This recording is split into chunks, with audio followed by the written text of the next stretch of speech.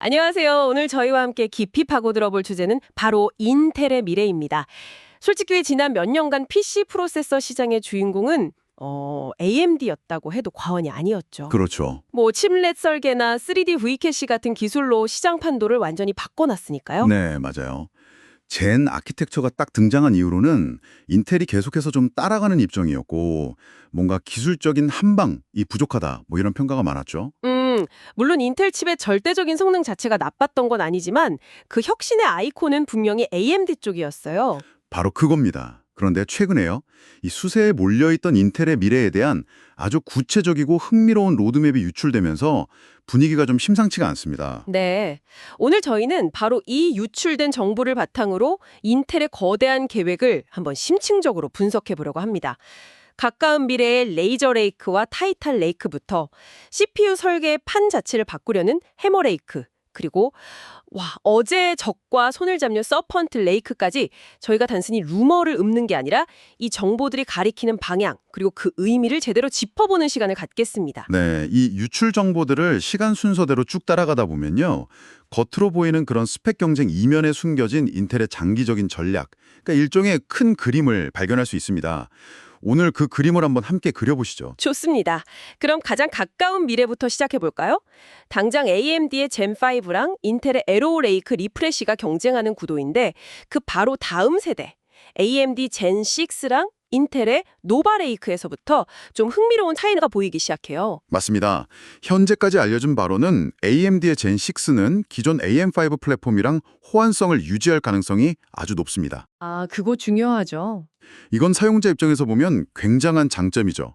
메인보드 안 바꾸고 CPU만 딱 교체해서 차세대 성능을 누릴 수 있으니까요. 그렇죠. 반면에 인텔의 노바레이크는 완전히 새로운 플랫폼, 그러니까 새로운 소켓이랑 메인보드를 요구한다고 알려졌어요. 사용자 입장에선 이거 업그레이드 비용이 커지니까 불만일 수 있는데 인텔은 왜 이런 선택을 하는 걸까요? 바로 그 지점이 인텔의 의도를 엿볼 수 있는 대목입니다. 기존 플랫폼에 얽매이지 않고 아예 판을 새로 짜서 더 큰 변화를 준비하겠다. 이런 신호로 볼 수 있는 거죠. 아, 판을 새로 짠다? 실제로 노바레이크에 유출된 성능 목표치를 보면 P코어, 즉 성능 코어의 IPC 성능이 이전 세대 대비 15% 이상 향상될 거라고 합니다. 15%요? 네, 이건 정말 상당한 성능 향상이죠. 성능 향상은 좋은데 근데 문제는 가격 아닌가요? 최상위 모델 가격이 1,200달러에서 1,500달러에 이를 거라는 소문도 있던데요? 네. 1,500달러면 우리 돈으로 거의 200만 원인데 이건 일반 소비자용 CPU라고 부르기엔 너무 비싼데요? 그렇죠. 사실상 거의 전문가용 워크스테이션 부품 가격대입니다. 이걸 보면 노바레이크의 목표가 명확해지는 거예요.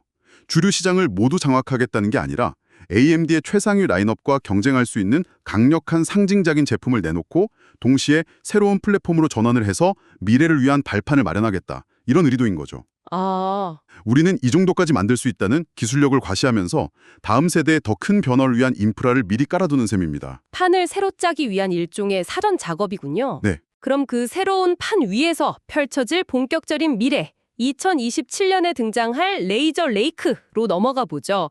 코어 구성은 노바 레이크랑 동일하게 최대 16개 P코어, 32개 E코어로 알려져 있는데 아키텍처는 완전히 달라진다면서요. 네, 바로 여기서부터 인텔의 진짜 계획이 드러나기 시작합니다. P코어에는 그리핀 코브, 그리고 E코어, 그러니까 효율 코어에는 골든 이글이라는 완전히 새로운 아키텍처가 적용돼요. P코어인 그리핀 코브는 노바레이크 대비 또다시 두 자릿수 이상의 IPC 향상을 목표로 하고 있습니다. 와, 이것만으로도 사실 대단한 발전이죠. 잠깐만요. 근데 유출된 정보 중에 제가 정말 이해가 안 가는 부분이 하나 있었어요. 어떤 거죠? 성능을 대표하는 P코어의 발전도 대단한데 효율 코어인 E코어, 골든 이글의 IPC 성능 향상 폭이 P코어보다 훨씬 더 클 거라는 내용이 있더라고요. 이건 좀 이상하지 않나요? 보통은 플래그십 성능을 내는 P코어에 모든 기술력을 쏟아붓는 게 당연한 거 아닌가요? 한정된 개발 자원을 왜 갑자기 E코어에 이렇게 집중적으로 투자하는 거죠? 바로 그 질문이 오늘 이야기의 핵심을 관통하고 있습니다. 아, 그런가요? 왜 인텔은 P코어보다 E코어에 더 힘을 주는가? 이건 단순히 전력 효율을 높이겠다는 차원의 이야기가 아니에요. 이건 앞으로 다가올 거대한 패러다임 전환을 위한 가장 중요한 포석입니다. 패러다임 전환이요? 네. 지금 이 의문을 꼭 기억해 두시는 게 좋습니다. 잠시 후에 모든 조각이 맞춰질 겁니다. 알겠습니다. 와, 정말 궁금해지네요. 그럼 그 거대한 변화에 대한 힌트를 더 찾아보기 위해서 이번엔 노트북 시장으로 눈을 돌려보죠. 타이탄 레이크라는 노트북 전용 아키텍처가 준비되고 있는데 이건 앞서 말한 레이저 레이크의 그리핀 코브랑 골든 이글 코어를 그대로 사용한다고요? 맞습니다. 하지만 단순히 데스크톱용 아키텍처를 그대로 가져오는 게 아니고요. 모바일 환경에 맞춰서 전체적으로 다듬고 최적화한 일종의 진화된 버전으로 봐야 합니다. 아, 진화된 버전? 과거 인텔 10세대에서 11세대 타이거 레이크로 넘어갈 때의 변화와 비슷하다고들 하더군요. 혁신적인 재창조보다는 이미 검증된 우수한 아키텍처를 모바일 플랫폼에 완벽하게 이식하는 데 중점을 둔다는 의미죠. 그렇군요. 이 코어의 효율성이 특히나 중요한 분야가 바로 노트북 시장이니까 레이저 레이크에서 이 코어 성능을 대폭 향상시킨 전략이 타이탄 레이크에서 빛을 발하겠네요. 바로 그거죠. 그럼 구체적으로 어떤 점들이 개선되는 건가요? 가장 눈에 띄는 변화는 내장 그래픽 성능입니다. 개선된 X3P 리프레시 아키텍처가 들어가고 상위 모델에는 무려 12개 이상의 Xe 코어가 탑재될 것으로 보여요. 12개 이상이요? 네, 여기에 LPDDR6나 5X 같은 차세대 초고속 메모리가 결합되면 아마 노트북의 그래픽 성능이 비약적으로 향상될 겁니다. 그게 사용자에게는 어떤 의미가 있을까요? 그냥 숫자가 높아지는 것 이상의 의미가 있나요? 그럼요. 지금은 얇고 가벼운 울트라북에서 고사양 게임을 한다는 건 사실 상상하기 어렵지 않습니까? 그렇죠. 하지만 타이탄 레이크 시대가 오면 별도의 무거운 외장 그래픽 칩 없이도 내장 그래픽만으로 상당한 수준의 게임이나 그래픽 작업을 원활하게 처리할 수 있게 될 가능성이 열리는 겁니다.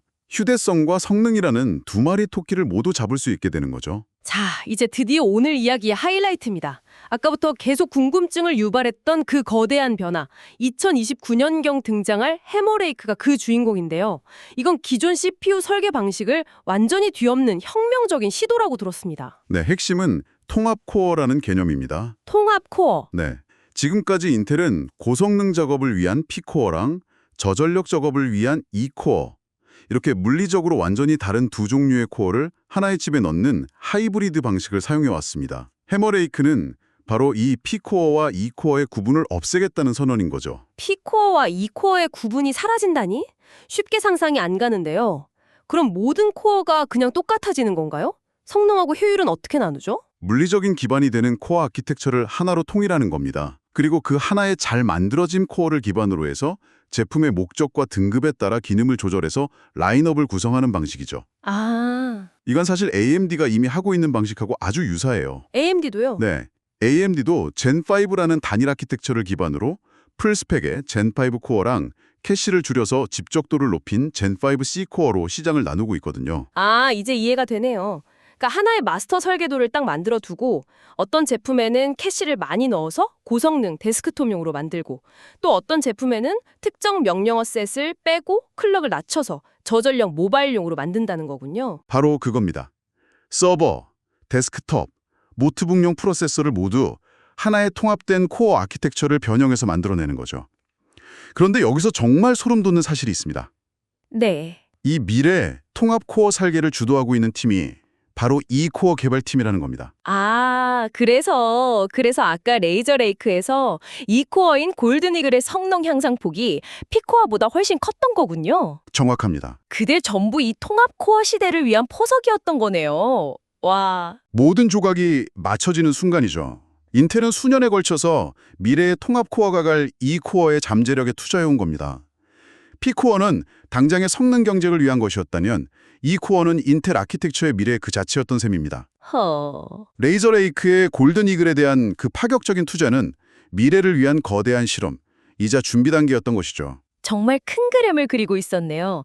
당장의 경쟁에서 조금 뒤처지는 것처럼 보여도 물밑에서는 완전히 새로운 판을 준비하고 있었던 거군요. 그렇죠. 그럼 한 가지 더 궁금한 점이 생깁니다. 인텔의 상징적인 기술인 하이퍼스레딩, 즉 하나의 코어를 논리적으로 두 개처럼 쓰게 해주는 기술은 어떻게 되는 건가요? 통합 코어에도 들어가나요? 그 부분은 아직 좀 유동적입니다. 유출 정보에 따르면 인텔 내부에서도 최종 결정이 내려지지 않았을 가능성이 높아요. 아, 아직 결정이 안 났군요. 네. 하이퍼스레딩이 멀티태스킹 성능 향상에 분명한 장점이 있지만 아키텍처를 복잡하게 만들고 때로는 보안 취약점이나 성능 저하의 원인이 되기도 하거든요. 특히 전력 효율과 확장성을 중시하는 통합 코어 설계 철학하고는 좀 맞지 않는 부분이 있어서 소비자용 제품에서는 제외될 가능성도 조심스럽게 제기되고 있습니다. 알겠습니다. 자, 이제 마지막 퍼즐 조각을 맞춰볼 시간입니다. 어쩌면 오늘 나온 소식 중에 가장 충격적이고 파급력이 클 수도 있는 이야기인데요. 바로 인텔과 엔비디아의 협력 프로젝트 서펀트 레이크입니다. 네. CPU의 왕과 GPU의 제왕이 손을 잡는다. 이건 정말 상상도 못했던 조합인데요. 이건 그야말로 시장의 지각 변동을 예고하는 소식이죠. 서펀트 레이크는 인텔 CPU하고 엔비디아 GPU를 하나의 칩으로 통합하는 프로젝트입니다. 수십 년간 그렇게 치열하게 경쟁해온 두 회사가 손을 잡는다는 것 자체가 엄청난 사건인 거죠. 유출된 사양을 보면 더 놀랍습니다. CPU는 앞서 다룬 노트북용 아키텍처 타이탄 레이크 기반, GPU는 엔비디아의 차세대 루빈 아키텍처 기반, 메모리는 16채널 LPDDR6, 심지어 생산은 인텔 공장이 아니라 TSMC의 N3P 공정에서 이루어진다고요? 이건 뭐 드림팀 아닌가요? 그렇죠. 각 분야 최고들의 기술만 딱 모아놓은 겁니다. 이 조합이 직접적으로 겨냥하는 상대는 바로 AMD가 야심차게 준비 중인 고성능 APU, 메두사 헤일로, 나 스트릭스 헤일로입니다. 아, AMD의 APU. 네, AMD는 강력한 내장 그래픽 성능을 무기로 외장 그래픽 없는 고사양 게이밍 시장을 열려고 하는데 서펀트 레이크는 여기에 엔비디아의 막강한 GPU 기술력으로 맞불을 놓겠다는 거죠. 그런데 두 거대 기업이 이렇게 손을 잡으면 장점만 있는 걸까요? 결국 하나의 강력한 플랫폼에 모든 게 종속되는 결과로 이어질 수도 있지 않을까요? 개방성이 줄어들고 가격 경쟁이 사라질 위험은 없을까요? 아주 중요한 지적입니다. 기술적으로는 엄청난 시너지를 낼 수 있지만 시장 측면에서는 독과점의 우려가 생길 수 있습니다. 인텔 CPU와 엔비디아 GPU의 조합 외에 다른 선택지가 줄어들고 두 회사가 정한 가격과 정책을 소비자들이 그대로 받아들여야 하는 상황이 올 수도 있죠. 혁신의 이면에 숨겨진 잠재적인 위험이라고 할 수 있습니다. 그럼에도 불구하고 이런 고성능 통합칩이 나온다는 건 정말 기대되네요. 제가 지금 쓰는 스팀덱도 놀라운데 서펀트 레이크가 들어간 기기는 지금의 스팀덱보다 훨씬 작고 가벼우면서도 거의 플레이스테이션 5급의 성능을 낼 수도 있다는 거잖아요. 상상만 해도 즐겁습니다. 맞습니다. 미니 PC, 초슬림 고성능 노트북, 휴대용 게임기 시장에 그야말로 혁명을 가져올 수 있는 잠재력을 가졌습니다. 전력은 적게 쓰면서도 압도적인 그래픽 성능을 내는 기기들이 일상화되는 미래를 앞당길 수 있는 거죠. 자, 오늘 인텔의 미래 로드맵을 정말 깊이 있게 파헤쳐 봤습니다. 정리해보자면 인텔은 단순히 AMD를 따라잡기 위해서 성능을 개선하는 단기적인 전략에만 머무는 것이 아니었네요. 그렇습니다. 장기적으로는 2코어를 중심으로 한 통합 코어라는 구조적인 대변혁을 통해서 CPU 설계의 패러다임을 바꾸려 하고 있고요.